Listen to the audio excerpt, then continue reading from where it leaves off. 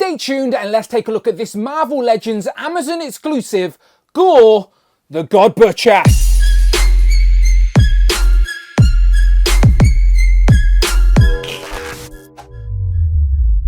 Pow, and welcome back to the channel, Dan Who Reviews. As always, my name is Dan W. Make sure you are following me on Instagram at It's Dan Who. And remember, you can now hit that join button and become a channel member as well. Either show some love or join the members club. Much appreciated. Today we are taking a look at this Marvel Legends Amazon exclusive, Gorr, aka the God Butcher, but it doesn't say that anywhere on the box. We just get a Thor God of Thunder logo down here at the bottom. We even get a Thor hammer up top as well. So of course, this comic rendition of Gorr is to accompany the movie who just debuted the live action version of Gorr played by Christian Bale. But after seeing the movie, I don't think they did the comic character justice. I do think the comic version of Gorr is a lot more menacing of what we've seen in live action. And it is nice to add him for the very first time in his comic form in Marvel Legends. Another cosmic style villain for the shelf that has some sort of symbiote sort of connections, and I'll explain all.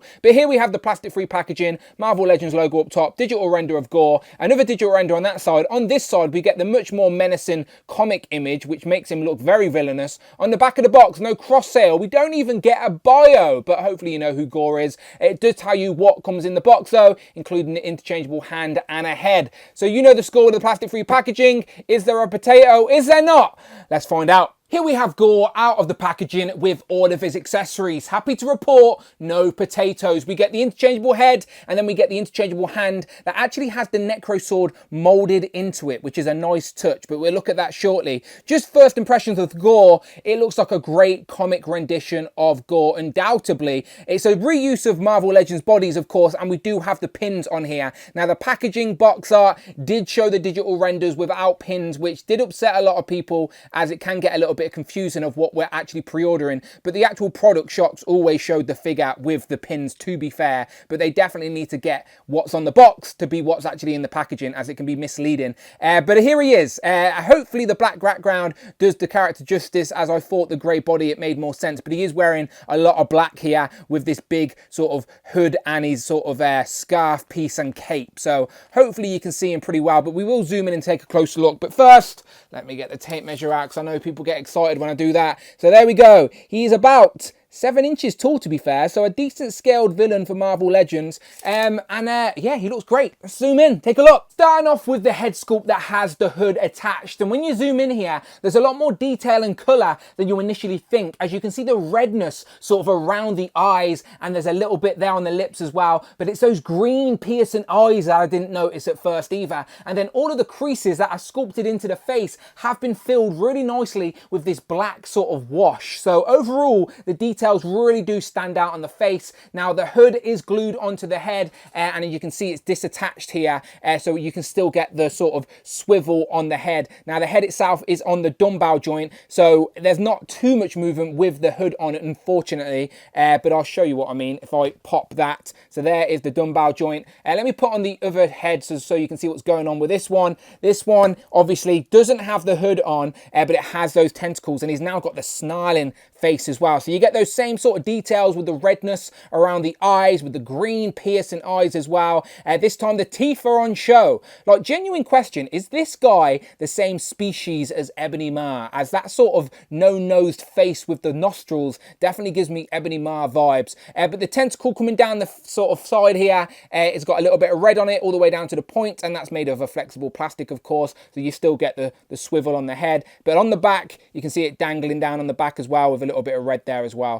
So again, head's on a dumbbell, so without the hood he does have more articulation, but not as much as you would like, unfortunately. But if I bring in both heads for a side by side, then you can tell me in the comments which one are you going to use for display, because both of these are very nice. You can either have hood up with the sort of blank expression but very sinister, or you could have hood down, the tentacles on show, and then that snarling gritted teeth expression, very angry fighting pose if you will. But yeah, both very nice. So as we know, the hood is a separate piece, but the two scarves that dangle over the front of him, which are pretty long as well, by the way, they go all the way down to the ankles, they're attached to this neck piece, which does attach to the cape on the back. So basically the scarf and the cape is all one solid piece, and it's got a bit of life. You can see it's a little bit tattered and flared down there at the bottom, again there at the top as well. Hard to see on the black background, of course, but from the back it does look like the hood is attached to the cape, all one piece. But as we know, if you spin it around to the front, you still get the rotation up there because it's separate.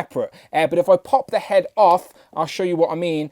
We can actually just take this whole sort of cape and scarf piece off, one solid piece over the body, which reveals the rest of Gorr. Let me put the sort of unhooded head on there so we can take a look. Now, there is a lot of reuse on this body, as we know, as we've got the pins on the arms and the legs, but I do think the upper torso is new here, as you've got this new muscle definition sculpted into the back of the body, which gives them a little bit of decent range, to be fair, a little bit forward and pretty good back as well. That will be limited when you've got the cape on there, but again, it gives us display options. Now, the body sort of complements the paintwork that we see on the head, as if we zoom in here, we get the black lines that lead to this sort of gradient red, which matches the gradient red that's on the tentacles and then also around the eyes, which is a nice contrast against the black and the greys of the body. And again, it would have been nice if these black lines were all sculpted elements, but they're absolutely fine being painted. You've got the black nails on the hands there as well, double jointed elbows, but with the pins on the back, the black trunks, and then that same sort of design with the red gradient on the back of on the end of the black lines is very nice. Down to the new feet with the black nails. And look, there's even a sort of boot swivel there, even though he's not wearing boots. So if I zoom out just for a second, I do like how naturally the arms will sit flush with the body. That's not always the case on Legends. Sometimes, like, arms go that far out, but it's nice you can get them flush. The arms will go all the way up to 90, bicep swivel, double jointed elbow. We can touch your shoulder, no problem at all. I've already showed you the ab crunch. There is a waist swivel, of course. Legs will go out that far, forward that far, which isn't bad. There's a swivel at the thigh, double jointed knees, and he can kick his own ass. And as I've showed you, nice boot swivel, even though there's no boot. And then he's got nice ankle pivot and rocker with these new sort of naily feet. So overall here, a decent range for Gorr, to be fair. And between the cape and the hooded head, you do have display options, as Gorr does appear different on different comic pages, on different panels. So yeah, you've got your work cut out to decide how you're going to display him. But we have more options, as we have these two clawed hands, as you can see, both quite expressive, but we have one more accessory. We have the all black Necrosword, which sets off Gorr on his journey of god butchering in the first place when he gets this from Null. So it's a little bit hard to see against my black background, so I apologize, but I love the way the symbiote here is sort of dangling around and wrapping around the wrist and the hand, which is a very nice touch indeed. Now, yes, I did say symbiote, as the sword could be the original symbiote, who knows, but it's got a nice sort of blade to it as well. It's a little bit flimsy, I'm not gonna lie, very thin blade. You can see it there in the lights, very flimsy, so it will lose shape pretty easily if you get any hot or cold to it. But I do like this element where instead of it just being a sword for him to grip very loosely, they've actually molded the sword into the hand. You can see it better this side, where you can see the symbiote sort of wrapping around the hand, and then it's a separate hand instead of a separate sword. And if I can take off the hand again, you can see what I mean. It's a separate hand with the symbiote sort of dangling off as a separate piece, and you sort of put on the wrist like so, and there you go. And it leads to Gorr with his god butchering saw, and again will give us more display options, whether he wants it without the cape and the hood or with it. And again, lots of display options here. It's going to be difficult to decide how he ends up on the shelf, but I do like the hood element with the Necrosword on. Looks very menacing and a great addition to our cosmic villains. Moving into some comparisons, I like to do this when we have the opportunity, compare the comic rendition to the movie rendition. So here we have the MCU's Gorr, played by Christian Bale. Now, I must admit, the comic design looks so much nicer than what they did in live action. To be honest, Christian Bale just looks like a ghost in a toga, but they didn't want Gorr to look like Voldemort, as they basically both have no nose, they're very ghostly looking, so they did tweak the design a little bit. But I have to admit, on this occasion, the comic design is so much more menacing than Toga Ghost, aka MCU Gorr. And just to move away from Legends just for a moment, because I thought, why not? Let's have a look. So here we have Voldemort compared to Gorr. How much do you think their character designs look like each other? To be fair, I think Taika Waititi's got a point, but I think MCU Gorr still looks more menacing, and I prefer the Necrosword to a wand all day. And there's little SH Figure Arts Harry Potter as well.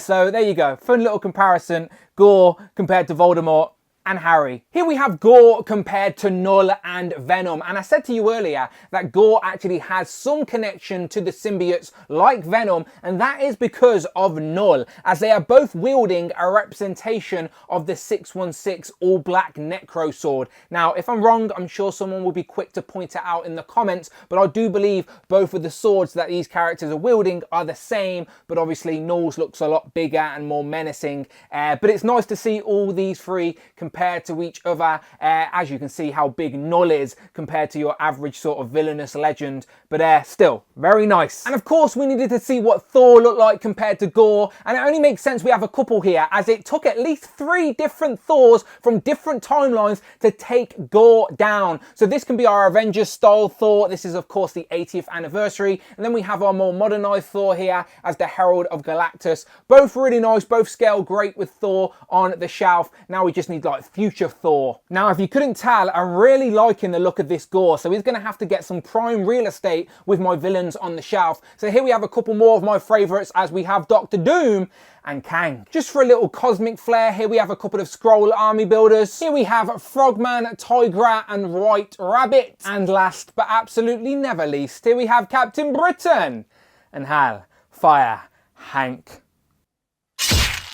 So, final thoughts on this Marvel Legends, Gorr the God Butcher. Now, you know me, I always appreciate adding brand new characters to our ever-expanding Marvel universes on the shelf, and this is a new cosmic villain as well, a more modernised villain in regards to comics, one we've never had before in plastic, and I think this is a great representation. Yes, we just seen him in Thor Love and Thunder live action, but I don't think that version did this character the justice he deserves. And even though he only comes with 2 accessories, he does give you display options, so you're going to have to pick a preference here. But as always, you let me know what you think in the comments below. Do you like the comic version of Gorr? Are you happy with this figure? Always curious to hear. Let me know. And as always, if you like Marvel Legends, then you're in the right place. Check out the videos tab, find the playlist, but most importantly, please, please, please hit that subscribe button. Much appreciated. Hit the notification bell, don't miss out on a video, and please hit that join button, become a channel member, either show some love